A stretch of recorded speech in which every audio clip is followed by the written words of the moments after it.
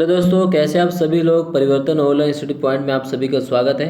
जैसे आप थंबनेल में देख रहे होंगे कि आज हम राजनीति विज्ञान पार्ट 2 के कक्षा 12 के दो ध्रुवीयता गंध का पार्ट 1 पढ़ रहे हैं। तो जो दो ध्रुवीयता का पार्ट 1 हम करने वाले दोस्तों, आज इसमें देखेंगे हम कि दो ध्रुवीयता किसे कहते हैं, इसके पतन के कारण, इसके हानि और इसके लाभ हम आपको बताएंगे। आज इन्हीं 4 टॉपिक को हम चर्चा करेंगे। चलिए, दो ध्रुवीयता का हम शुरुआत करने से पहले हमको बता दें कि जो दो ध्रुवीयता विश्व की शुरुआत होती है दोस्तों, वो होती है सेकंड वर्ल्ड वार के बाद। यानी 1945 में जैसे दुनिया सेकंड वर्ल्ड वार से जीतती है या सेकंड वर्ल्ड वार या महायुद्ध खत्म होता है, वहीं से दो गुट आमने सामने आते हैं। एक गुट सोवियत संघ था, दूसरा गुट अमेरिका।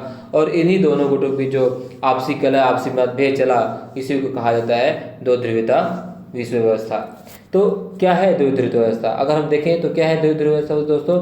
तो द्विध्रुवीय व्यवस्था का अर्थ है विश्व का दो गुटों में बंट जाना, या द्वितीय विश्व युद्ध के पश्चात विश्व पूंजीवादी तथा साम्यवादी दो गुटों में बढ़ गया और पूंजीवादी गुट का नेता अमेरिका एवं साम्यवादी गुट का नेता सोवियत संघ था। तो दोस्तों, यही है द्विध्रुवीय व्यवस्था।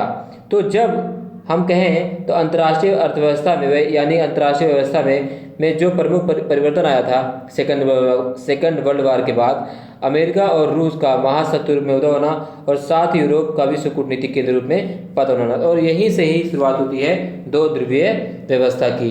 चलिए, अब हम दो ध्रुवीय व्यवस्था के हम जो कारण थे विकास के, उस पर चर्चा करते हैं। ठीक है दोस्तों, दो ध्रुवीय विकास के कारण क्या थे? तो द्विध्रुवीय विश्व के विकास के कारण कई कारण थे।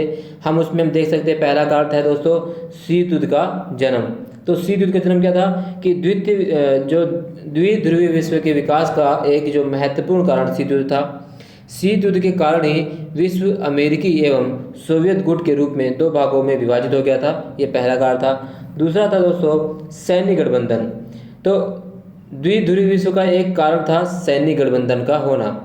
सैन्य गठबंधन के कारण अमेरिका एवं सोवियत संघ में सदैव संघर्ष चलता रहता था कि किस प्रकार से एक देश दूसरे देश से आगे निकले और किस प्रकार अधिक से अधिक सैनिकों का उपयोग किया जा सके। तीसरा कारण था दोस्तों, वो था पुरानी महाशक्तियों का पतन।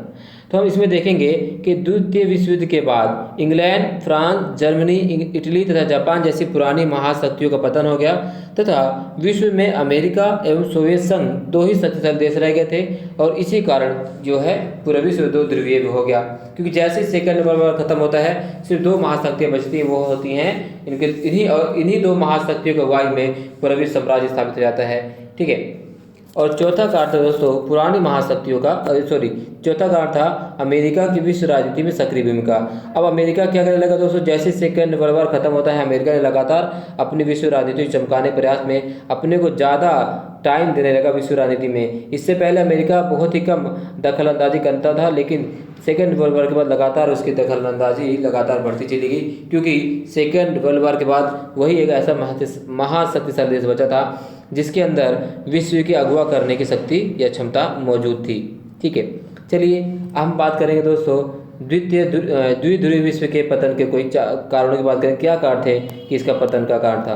तो द्विध्रुवीय विश्व के पतन के कारण में पहला कारण था दोस्तों अमेरिकी गुट में फूट। तो अमेरिकी गुट में फूट क्या थी दोस्तों? फूट ये थी कि फ्रांस तथा इंग्लैंड जैसे देश अमेरिका पर अविश्वास करने लगे। क्यों करने लगा विश्वास?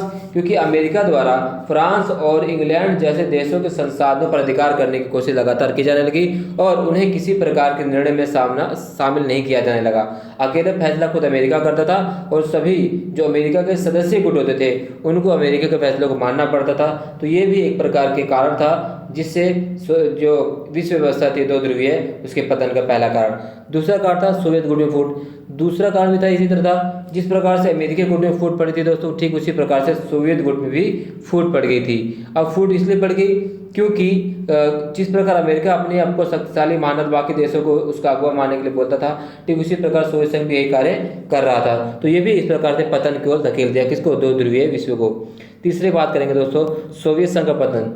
तो जैसे ही सेकेंड वर्ल्ड वार यानी शीत युद्ध खत्म होता है, सेकेंड वर्ल्ड वार के बाद शीत युद्ध चल रहा था, शीत युद्ध खत्म होने के बाद 1991 के बाद वैसे ही पूरा विश्व था वह अब दो ध्रुवीय विश्व व्यवस्था से खत्म हो जाती है और एक ध्रुवीय व्यवस्था बचती है। तो सोवियत संघ पतन भी एक महत्वपूर्ण कारण था। किसके कारण, किसके लिए? सोवियत संघ दो ध्रुवीय विश्व के समाप्त होने के लिए। चौथा कारण दोस्तों था गुट निरपेक्ष आंदोलन की भूमिका। जी हाँ, गुट निरपेक्ष आंदोलन की भूमिका भी बहुत ही महत्वपूर्ण रही, जिसकी वजह से जो विश्व में जो दो ध्रुवीय विश्व उपजा था उसे खत्म करने में। अब कैसे कारण था दोस्तों?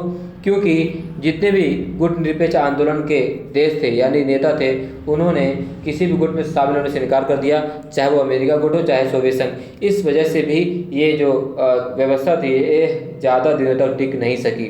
ठीक है, तो ये कुछ कारण थे दोस्तों। अब हम देखेंगे अगला पॉइंट, द्विध्रुवीय विश्व की हानियाँ क्या थी। क्या हानियाँ थी दो ध्रुवीय विश्व की?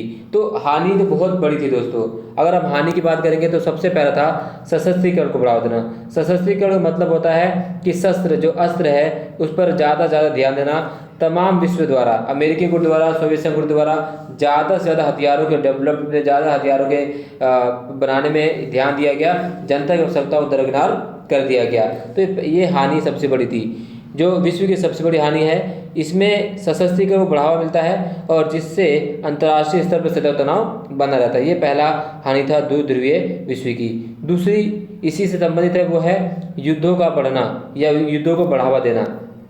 इसमें क्या हुआ दोस्तों कि द्विध्रुवीय विश्व व्यवस्था में दोनों गुट एक दूसरे को तो हानि पहुंचाने की कोशिश में लगे रहते थे और जिससे सदैव युद्ध की संभावना बनी रहती थी। मतलब कभी ऐसा नहीं हुआ कि युद्ध हो, परंतु युद्ध की संभावना हमेशा बनी रही। जब तक ये युद्ध की समाप्ति नहीं हुई और जब तक ये इस व्यवस्था का अंत नहीं हुआ, तब तक पूरा विश्व इसी संचय में, इसी सहयोग में रहता था कि कब युद्ध हो गया है और कब पूरी दुनिया समाप्त हो जाए।